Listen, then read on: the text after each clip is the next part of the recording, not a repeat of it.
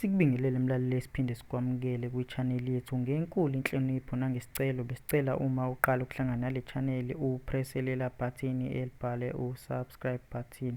Ngaphandle ke mlaleli kokumoshela isikhathi, ngicela ke mlaleli ukuhlala odabeni esize ngalo namhlanje.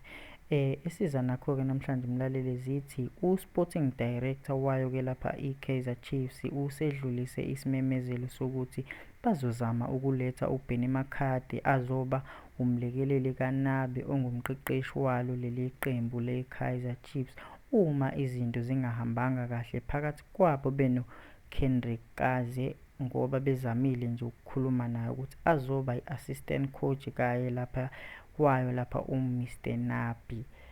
Bazozameke lapho ukuthi bakhulume noBenny McCarthy. uKaizer Junior udlulisa lo mbiko. Bengicela ke mlaleli wami omuhle ukuthi ungakhohlwa ukwenza lokho engikucele kona isikhathi ivideo ngiyiqala ngithi ngicela upress u-subscribe button mlaleli, ukuze ngizokwazi futhi ukuphinde ngikunikeze ezinye izindaba ezilandelayo, ukuze uzokwazi ukuphinde futhi uthole i-notification uma kukhona ezinye izindaba esiziphethe kule channel yethu. Usale kahle mlaleli omuhle, siyabonga.